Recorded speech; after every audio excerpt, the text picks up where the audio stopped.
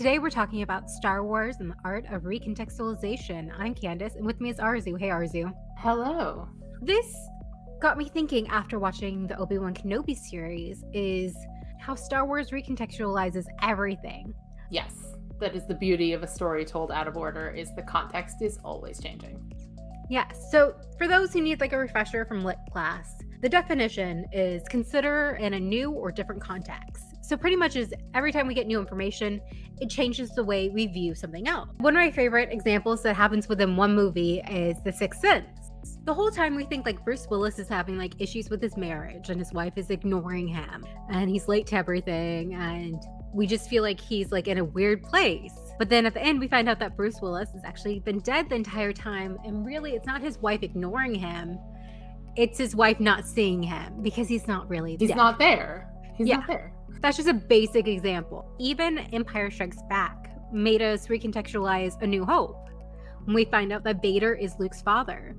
And everything that happens in that movie is like, okay, Obi-Wan said that Anakin was killed by Vader, but then we find out Vader is Anakin. It's something we see through all of them. I was mentioning this to you before, like the Star Wars prequels. Even just across the prequels. I know they recontextualize the original trilogy as a whole. That's like a much bigger conversation. But within the prequels themselves, the tragedy of Revenge of the Sith changes the way you watch The Phantom Menace. At least it does for me. Like, you see the kind of kid Anakin was, the kind of way Obi-Wan sort of reacted to having him as an apprentice, having him around, and then their bond develops and then it becomes what it is in Revenge of the Sith, and it's so tragic. And then when you go, like, were you to go from Revenge of the Sith and go right back and watch The Phantom Menace again, that movie feels a lot more tragic as a result. At least it does for me. Oh, definitely. And recently we had the Clone Wars season 7, and that just made Revenge of the Sith like hurt even more because we have things that are happening at the same time. Yeah. Just like the Order 66 scene. Before the Clone Wars series, yeah, sad, Jedi are dying. But now we know who those Jedi are. Plo Koon dying now like hurts so much because we know, one, Ahsoka felt it. Two, what an awesome guy he is. He was like one of my favorites. Why are you so certain no one is coming? We're just clones, sir. We're meant to be expendable. Not to me. And also how much he cared about the troopers under his command. Yep. And knowing that they betrayed him. Again, not their fault. No, not their fault. But there's like, now you mentioning season 7 as well, like there is that scene earlier on where Ahsoka kind of comes back and talks to Obi-Wan and Anakin, and then she's going to go off to Mandalore and they're going to go off and save the Chancellor, and they're like, okay, we'll have this conversation when you come back. You capture Maul, I'll take care of Grievous. With any luck, this will all be over soon. So you go straight from that beat to watching the opening of Revenge of the Sith, where Anakin is like smiling and happy and like this is where the fun begins. And before season 7, you're like, you're awfully chipper for somebody whose apprentice just left the Jedi Order. But now you watch it with this recontextualization of, no, he thinks Ahsoka's coming back. He's thinking this is one task and then he's just going to go find Ahsoka.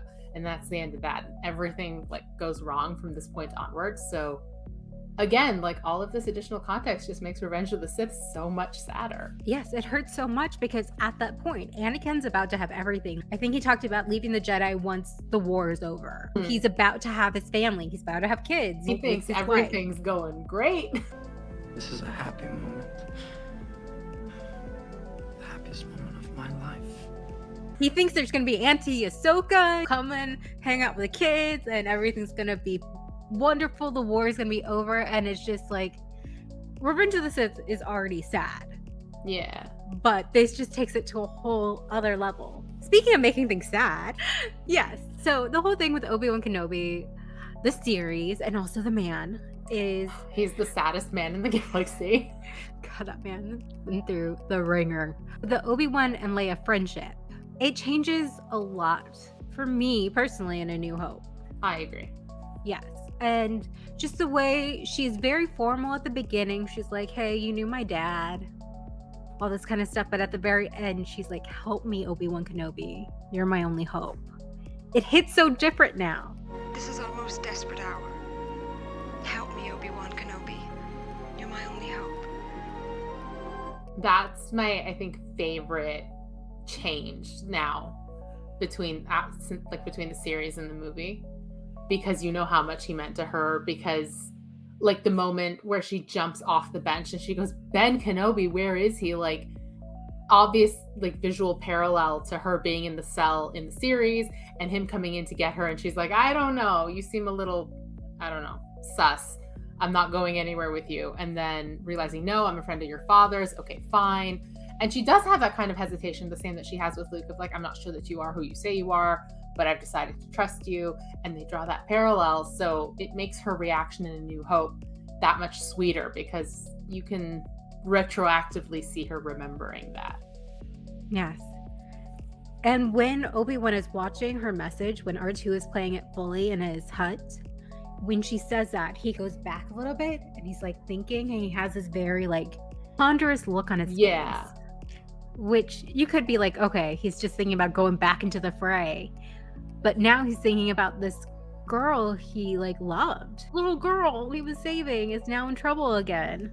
This is the really funny thing about Star Wars, is that because the story is told out of order, we wind up doing stuff like this and like applying other intentions, other thoughts to performances that are so good and so strong that like it works. Like they sort of make sure that they all blend together. Yeah, even in 2005, like Revenge of the Sith made me think like, okay, A New Hope, he's seeing this little girl that he saw be born and watch her mother die tragically. Like, so he still had that connection to her, but this just adds another level to it. The other big thing I think that changed for both of us in Obi-Wan Kenobi is Uncle Owen. Besides being a whole snack and a half now, it's just like when we first saw New Hope, both of us, we were young. Like you were 9, I was 7, we were very small. So Uncle Owen is the grumpy father figure who isn't letting Luke live his life, who isn't letting him go out and do what he wants to do. And like, yes, we understand now, Luke wanted to join the Empire. But like, there is something to that, like we see in the books and stuff. Like, this is the only way that farm kids, small town kids get off of their planet and go somewhere Lost else. Stars, right? Like you talked about in the podcast. Like they join the military, they sign up for the Imperial Academy and they get out. But Owen telling him you can't go to Luke just seems like such a party pooper moment. And then objectively we realize like throughout just the original trilogy that there's probably a larger reason Owen didn't want him to go. Because of who his father is. He has too much of his father in him. That's what I'm afraid of. But it's just really reinforced in Obi-Wan, not only that he is very aware of the kind of threat that's looking for Luke, like with Reva showing up, but also like, as he says, he is my own. That's his son. He genuinely cares and doesn't want anything to happen to him. Like he's your own. He is my own. And I'm not saying Beru doesn't care, but Beru doesn't see Luke being happy or fulfilled if he stays behind. So they have very different parenting styles. And I think Obi-Wan Kenobi made that much clearer. I'm sorry, I just went on and on about this. I have very strong feelings about No, Owen I don't Beru. blame you. Like, I completely agree. When I was 9, I was like, Uncle Owen, not letting Luke have any fun. He just wants to hang out with his friends at the Tashi station to pick up power converters. Ugh, chores. He's the worst. Grumpy. But yeah, it's like the same thing for me as like The Little Mermaid is, I'm like, yeah, Ariel is 16. She's an adult. She can do what she wants. And I'm like 3 and being like, yeah, Ariel, you tell your dad. And then like as an adult, I'm like, You're 16, sit down. Yeah, try to ground your girl. Just ground her. I don't know how, but please do. But yeah, he wants to protect him because we didn't see much of Owen, honestly, in A New Hope. He's only in a couple scenes. He is there to be the stern parental figure who is an obstacle to Luke's goal, who is then very violently removed from Luke's path, and Luke's like, okay, I guess there's nothing keeping me here. It's just, it was that last threshold to be crossed. Yeah, so like never really thought that Owen really loved this boy, and it's just in his character, that's the way he is. Yeah. That he's a bit gruff, he's probably a little guarded with his feelings. He's not going to be like, oh, I love you, Luke. He's going to show it in different ways, like going against an Inquisitor. Like, a lot of us, I think, guessed as we got older, as we gained a bit of adult perspective, a lot of us, I think, guessed that Owen did love Luke. Like, you don't raise a kid for 19 years and not care about them. Yeah. At least you would hope. But so we, I think, came to that loose conclusion, but Obi-Wan really drives it home that no, he really does. He's like a little gruff and distant, but he really does love this kid. And I think also he might be a little distant too, because he's always scared that Obi-Wan's going to come over and be like, come and train him, take him away. That's so maybe true. he's not willing to like completely open himself up. And then just as he hits that point of like Obi-Wan being, you know what, he belongs here with you, and Owen's like, great. Then Luke hits puberty. So then I completely understand why Owen's in a bad. Oh gosh, Luke Skywalker. Those are merciless years. 13-year-old Luke Skywalker. Listen, The trouble. Hormones and the Force do not mix. So something interesting I thought after watching Revenge of the Sith back to back with A New Hope is that Obi-Wan's not shocked that Vader looks the way he does. You know, he's not shocked by his appearance, and Vader's not completely surprised that he's there. He does like has that moment where he's like, I sense a presence I haven't felt since, Yeah. and he goes off. But they are like surprised to see each other in a way, really. Kenobi series helped bridge that gap. Yeah. I think We get that moment where Obi-Wan sees Vader in all his glory, and we get that reaction, which I feel is so satisfying. It's sad, but it's very satisfying to see like Obi-Wan realize what happened to his BFF. Yeah. I think for me, like, usually when it comes to a story like this with big, not story gaps, but big time gaps in the middle, I think my brain just will make up a rationalization for things. Yeah.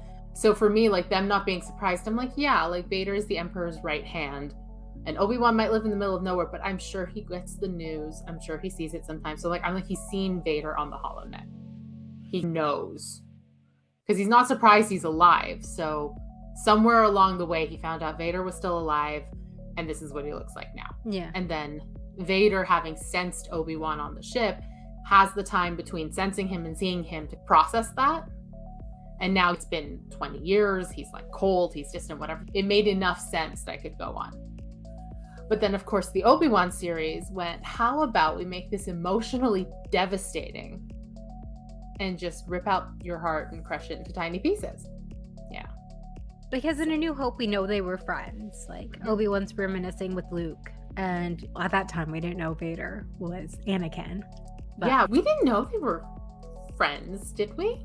George didn't know either. We knew they were master and apprentice. Yeah.